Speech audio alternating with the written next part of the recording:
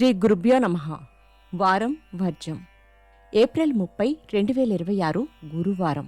శ్రీ పరాభవ నామ సంవత్సరం వైశాఖ మాసం ఉత్తరాయణం వసంత ఋతువు శుక్లపక్షం భరణి కార్తె. చతుర్దశి రాత్రి 9:14 వరకు. నక్షత్రం చిత్త రాత్రి 2:17 వరకు. వర్జం ఉదయం 8:57 నుండి ఉదయం 10:41 వరకు. దుర్ముహూర్తం ఉదయం 9:57 నుండి ఉదయం 10:48 వరకు. మరలా మధ్యాహ్నం 3:03 నుండి 3:54 వరకు. రాహుకాలం మధ్యాహ్నం 1:30 నుండి 3 గంటల వరకు.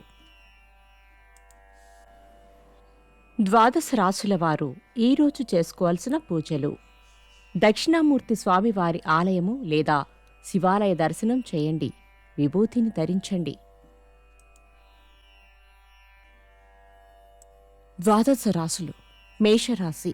జీవిత భాగస్వామితో ఏర్పడిన విభేదాలు పరిష్కారమవుతాయి.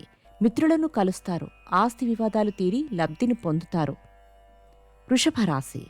ఫలితాన్ని ఆశించకుండా కృషి చేసి మంచి ఫలితాలు సాధిస్తారు. తనఖా వస్తువులు విడిపిస్తారు. వస్త్రలాభం. మిథున రాశి. రాజకీయ రంగంలోని వారికి అనుకూలంగా ఉంది. ఆదాయ మార్గాలు మెరుగుపడతాయి. బంధువుల కలయిక. కర్కాటక రాశి.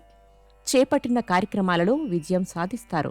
కుటుంబ సభ్యులతో కలిసి ఆనందంగా గడుపుతారు. సింహరాశి.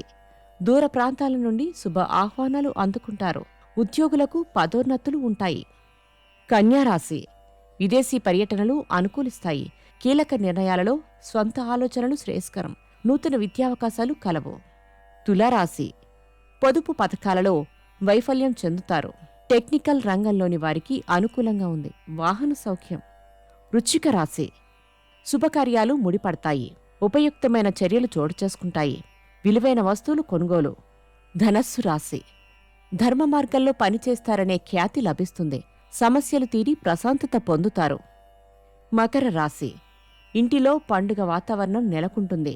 ఎదురుచూడని అవకాశాలు లభిస్తాయి. కుంభరాశి. సోదరుల నుండి ధన వస్తులాభాలు పొందుతారు. కొత్త కార్యక్రమాలకు శ్రీకారం చుడతారు. మీనరాశి.